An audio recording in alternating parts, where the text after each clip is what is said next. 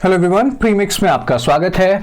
आज हम फिर से 5 क्वेश्चंस देखेंगे हिस्ट्री का। और अगेन यहाँ पे ना एक पर्टिकुलर ऐसा टॉपिक होगा जिसपे कि आपको 2 क्वेश्चंस दिखेंगे आज, क्योंकि वो टॉपिक एक्चुअली में काफी इंपॉर्टेंट है। ठीक है, और लास्ट में ना मैं आपसे कुछ एक पर्टिकुलर क्वेश्चन पूछूंगा, उसका ना आंसर दीजिएगा, और जो आप आंसर दीजिएगा ना उसके अकॉर्डिंग ही नेक्स्ट प्रीमिक्स बनाया जाएगा। वो क्या है क्वेश्चन, अभी हम देखते हैं। उससे पहले पहला क्वेश्चन आपके सामने क्वेश्चन है related to Allahabad pillar inscription. पढ़ लीजिए इसको, मैं पढ़ नहीं रहा हूं क्योंकि अगेन हमने जैसा डिस्कस किया है कभी कभी पढ़ने में भी गलतियां होती हैं। ठीक है, पॉज कर लीजिएगा मेरे को। अब मैं आंसर बता रहा हूं। यहां पे क्वेश्चन क्या पूछ रहा है, मैं क्यों बोल रहा हूं मैं नहीं पढ़ रहा, क्योंकि यहां पे पूछ रहा है वो इनकरेक्ट। और बहुत सारे लोग जिन्होंने पॉज किया होगा मेरे को, आप ना अगेन मैं बार बार ये बताता हूं कि बाय डिफॉल्ट आप करेक्ट मान के क्वेश्चन सॉल्व करते हैं। पूछ रहा है, अच्छा क्वेश्चन है ये, टफ कैटेगरी में आप इसको रखिएगा, इजी तो बिल्कुल भी नहीं है। मैं कैटेगरी भी आपको बताता जाऊंगा क्वेश्चंस का। सो engraved on Ashokan pillar in पाली, पाली में नहीं इनग्रेव किया गया है, संस्कृत में, तो ये स्टेटमेंट रॉन्ग हो गया। कंपोज बाय कालिदास, नहीं हरिसेन, ये स्टेटमेंट भी रॉन्ग हो गया। Provides an account of Samudragupta दक्षिण पथ expedition, that is actually true. तो आंसर क्या है, इनकरेक्ट पूछ रहे हैं तो आंसर है टू ओनली। आप में से बहुत सारे लोगों ने ये आंसर गलत दिया होगा। अगर आप उन एक्सेप्शनल लोगों में से हैं जिनका ये आंसर सही हुआ है तो कमेंट सेक्शन में बताइएगा कि सर मेरा क्वेश्चन नंबर 1 तो सही है ही और मेरे इतने मार्क्स बने। ठीक है, तो यहां पे बातें चल रही हैं। हरिसेन जो कोर्ट पोएट थे और उन्होंने प्योर संस्कृत में ये लिखा है। और यहां पे बहुत सारी और बातें की गई हैं समुद्रगुप्त के बारे में, जो हम गुप्ता पीरियड जब अलग से पढ़ेंगे आपको पता चलेगा कि नहीं होता, इन्होंने कॉन्क्वेस्ट किया अलग अलग स्टेजेस में, और इनको नेपोलियन ऑफ इंडिया, तंत्रिका मंडिका जो जावानीज टेक्स्ट है, जावा की टेक्स्ट है, जावा एक आइलैंड है इंडोनेशिया में, वहां पे इनका वर्णन मिलता है। क्योंकि इनकी जो मम्मी थी वो लिच्छवी प्रिंसेस थी, तो इनको ग्रैंडसन ऑफ द लिच्छवीज भी बोला जाता था। इनके जो नाना जी थे वो लिच्छवी क्लैन से थे। तो ये सारी बातें ध्यान रखिएगा, बहुत सारी चीजें इनके बारे में लिखी गई हैं। इससे ये लगता है ये वीणा भी चला सकते हैं, ये लड़ भी सकते हैं, ये बहुत अनुकंपावान भी हैं। तो आपको लगेगा कि ही इज ऑसम, जैसा कि बार्नी स्टिनसन बोलते हैं, when I am sad I stop being sad and be awesome instead. मैं उनके जैसा तो नहीं बोल सकता, इंस्टेड। तो अब आप ये बताइए कि बार्नी स्टिनसन के बारे में आपने सुना है क्या? अगर सुना है तो किस सीरीज में सुना है? ठीक है, देखिए पढ़ाई भी होती रहनी चाहिए और दिमाग भी फ्रेश रहना चाहिए। नेक्स्ट क्वेश्चन पे आते हैं। मीडिएवल इंडिया, अब देखिए इसमें क्या है कि मैंने ना इसको क्रोनोलॉजिकल ऑर्डर में अरेंज किया है। तो मीडिएवल, अभी हमने एंशिएंट का देखा, फिर मीडिएवल पे आ रहे हैं। मोहम्मद बिन तुगलक के बारे में कुछ बातें लिखी गई हैं, सॉल्व कीजिए इस क्वेश्चन को, पॉज कर लीजिए मेरे को। अब क्वेश्चन पूछ रहा है कि कितने स्टेटमेंट यहां पे करेक्ट हैं, करेक्ट, कितने स्टेटमेंट करेक्ट हैं, ठीक है ना। दीन-ए इलाही ये कहां से आ जाएंगे, तो अकबर का है, तो ये तो स्टेटमेंट रॉन्ग हो गया। अगेन ये क्वेश्चन भी टफ है, और ये टफ सिर्फ सिंगल मतलब एक इंपॉर्टेंट पॉइंट के कारण ये टफ है, क्योंकि इस तरह का इसका ऑप्शन है। चाहे क्वेश्चन कितना भी इजी हो, अगर उसके ऑप्शन इस तरह से बना दिए गए हैं 1 ओनली, 2 ओनली, 3 ओनली, 4 ओनली, वो टफ क्वेश्चन हो जाएगा। बिकॉज यहां पे ना बहुत कम आप गेसिंग एक्सेट्रा कर सकते हो, बहुत चीजें आपको आनी चाहिए। तो इस ऑप्शंस के कारण ये क्वेश्चन टफ हो गया। शिफ्ट किया capital to Delhi to Daulatabad, बिल्कुल सही है। ये भी स्टेटमेंट सही है। थर्ड वाला, कॉपर टोकन करेंसी जो था एट पार था with the value of silver टाका कॉइंस। सक्सेसफुल कैंपेन नहीं था ये कराचल का जो हिमाचल प्रदेश में है, ये अनसक्सेसफुल कैंपेन था कुल्लू मनाली का। और इनका था कि हिमाचल होते हुए चाइना जाएंगे और चाइना जीतेंगे, लेकिन चाइना क्या जाएंगे, ये हिमाचल के राजाओं ने इनकी बैंड बजा दी और बहुत मुश्किल से जान बचा के वापस आए आपके मोहम्मद बिन तुगलक। तो 2 ही स्टेटमेंट करेक्ट है, सेकंड और थर्ड, फर्स्ट और फोर्थ रॉन्ग है। और यहां पे बातें चल रही है कराचल कैंपेन 1333 फियास्को था, बहुत लॉस हुआ इनका था कि चाइना जाएंगे और हर तरीके से चाइना को हराएंगे। ठीक है, अब मैं आपको ये बता दूं, इस पर्टिकुलर मंडे से, आज फ्राइडे नाइट आपके पास ये प्रीमिक्स आ रहा है, इस पर्टिकुलर मंडे से हमारा बैच 2 जो है वो स्टार्ट हो रहा है। मंडे को मेरा लेक्चर है फर्स्ट सिलेबस ओरिएंटेशन का, मेरे को पूरा एक्सप्लेन करना है सिलेबस और ये वो, और वो फर्स्ट वीक ओरिएंटेशन वीक है। उसके बाद क्लासेस आपकी स्टार्ट होंगी, तो अभी भी आपके पास टाइम है। फ्राइडे, सैटरडे, संडे, मंडे से हम स्टार्ट कर रहे हैं ओरिएंटेशन अपना lecture, first week orientation lecture और सेकंड वीक से आपके नॉर्मल क्लासेस। तो बिल्कुल ज्वाइन करें बैच 2 को और हमसे जुड़ें, ठीक है। और अर्ली बर्ड 25 ले सकते हैं आप, मतलब यूज कर सकते हैं, 10% डिस्काउंट आपको मिल जाएगा। और भी कुछ अगर आपको कोई और कोर्स ले रहे हैं आप शुभ यूज कर सकते हैं, SHUBH, इस पे भी आपको 10% डिस्काउंट मिल जाएगा अगर आप ये कोड यूज कर रहे हैं तो। नेक्स्ट क्वेश्चन पे चलते हैं। लाहौर सेशन 1929 का, जैसा कि गुरु रंधावा कहते हैं, लग दी लाहौर दिया जिस हिसाब से चल दिया, इतना ही आता है मेरे को। अब यहां पे क्वेश्चन पढ़ लीजिए इसको।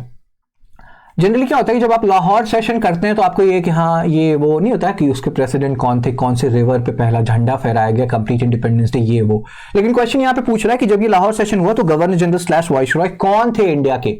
आंसर क्या है? लॉर्ड अर्विन, 1926 से 1931। तो अब इससे ना आपको इस क्वेश्चन से ये सीख मिलती है, बहुत लोग, आप लोग मीडियम लेवल का क्वेश्चन है ये, बहुत ज्यादा टफ नहीं है, medium to easy, easy to medium आप कह सकते हैं।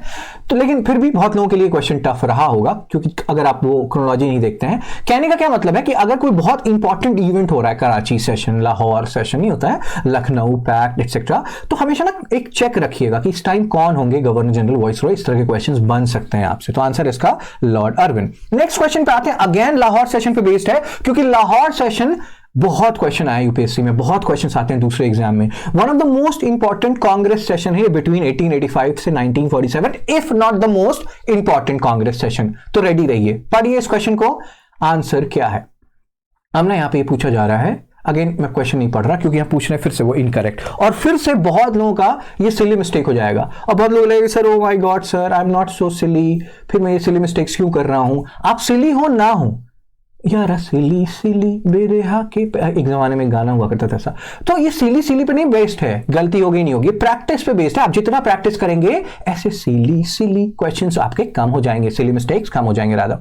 तो अब यहाँ पे पूछ रहे हैं कि इनकरेक्ट, सेशन प्रिसाइड नहीं किया था एम अंसारी ने, जवाहरलाल नेहरू ने किया था। कांग्रेस कहां अटेंड करेंगे ऑल राउंड टेबल कॉन्फ्रेंसेस? नहीं, ये भी डिसाइड नहीं हुआ था, बस थर्ड वाला पॉइंट डिसाइड हुआ था। तो इनकरेक्ट कौन कौन से हैं? 1 and 2, एंड दीस, ये जो इनकरेक्ट टाइप के क्वेश्चन होते हैं ना, थोड़े टफ हो जाते हैं, क्योंकि हम जनरली बाय डिफॉल्ट हमारा दिमाग करेक्ट पे अटका हुआ होता है। तो आंसर है ए 1 and 2, Jawaharlal Nehru, 26 January 1930, first independence day. Round table conference को बॉयकॉट करेंगे, ना कि जाके अटेंड करेंगे, तो ये भी थोड़ा सा ध्यान रखिएगा, ठीक है ना।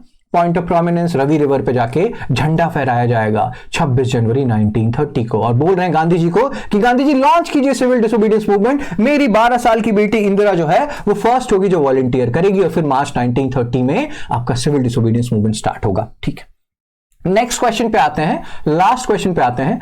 इन इवेंट्स को आपको क्रोनोलॉजिकल ऑर्डर में अरेंज करना है। ये क्वेश्चन भी टफ होगा, क्योंकि ना यहाँ पे थोड़ा बहुत मीडियम टू टफ कह सकते हैं आप, लेकिन फिर भी मैं इसको टफ कैटेगरी में रखूंगा। तो अब आप बताइएगा कि क्या आंसर आपके हिसाब से है इसका। वैसे तो ये जो नहीं होता टफनेस ये वैरी करता है, बट मोर और लेस मैक्सिमम लोगों के लिए मीडियम टू टफ होगा ये।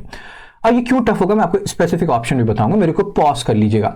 तो यहाँ पे जैसे हम बात करें formation of forward block 1939, escape of Subhash Chandra Bose from India, ये ट्रिकी है। 1941, मैक्सिमम लोगों के दिमाग में 1940 रहता है, 1941। अगस्त ऑफर 1940, क्विट इंडिया रेजोल्यूशन 1942। तो अब ऑप्शन क्या हो गया? 4, 2, 3, 1, ठीक है ना।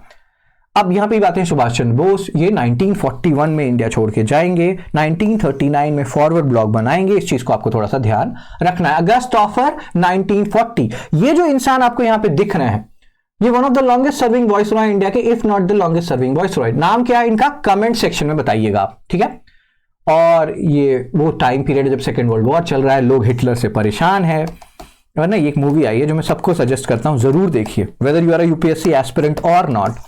बहुत सारे ऐसे भी लोग हैं हमारे जो नहीं होता फन के लिए वीडियोस देखते हैं, कमेंट सेक्शन में कभी कभी आता है कि सर मैं यूपीएससी एस्पिरेंट नहीं हूं, बट फिर भी मजा आता है आपके वीडियो को देखने में, थैंक यू, और इसलिए मैं देखता हूं। बट इवन देन अगर आप हैं नहीं है, मैक्सिमम तो यूपीएससी एस्पिरेंट हैं या पीएससी एस्पिरेंट्स हैं, तो ये जरूर देखिएगा जो रैबिट, बहुत प्यारी मूवी है, बहुत प्यारी मूवी, ठीक है। सो उसमें ठीक है, तो यहां पे ये सारी बातें चल रही हैं। अगस्त ऑफर इसी पर्टिकुलर पीरियड में आया था। रिएक्शन कांग्रेस में कहा गया नेहरू जी के द्वारा कि ये कॉन्सेप्ट एज डेड है एज अ डोर नेल। कभी कभी ये क्वेश्चन आ जाता है कि नेहरू जी ने ये किसके बारे में कहा था, किस पर्टिकुलर चीज के बारे में? अगस्त ऑफर के बारे में कहा था, क्योंकि यहां पे भी डोमिनियन स्टेटस यही बोल बच्चन करते रहेंगे। ये आगे भी क्रिप्स मिशन आएगा, वहां भी dominion status.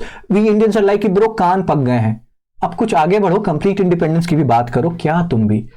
Death of a door nail, as dead as a door nail, ये ना कुछ जोक्स हैं, ठीक है।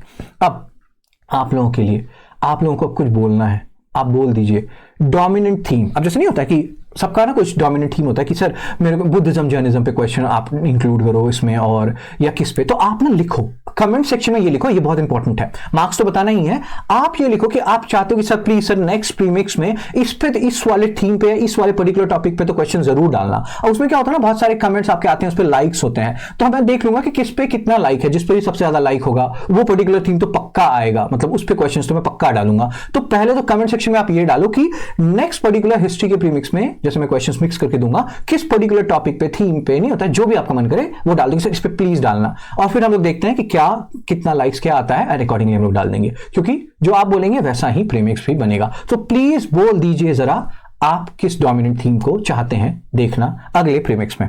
ठीक है। अब आपको ये बताना है कि आपके कितने मार्क्स बने हैं, क्या स्कोर था, जो आंसर क्वेश्चंस मैंने पूछे वो बताइए, प्लस जो डोमिनेंट थीम वाला, ये बहुत इंपॉर्टेंट है, ये बहुत आइडिया देता है मेरे को कि ठीक है इस एरियाज पे मेरे को और क्वेश्चंस बनाने हैं, मैं बनाऊंगा, तो वो भी बताइएगा। सो दैट्स इट, मिलता हूं आपसे नेक्स्ट प्रीमिक्स में, तब तक के लिए take care, be blessed, tata, bye bye.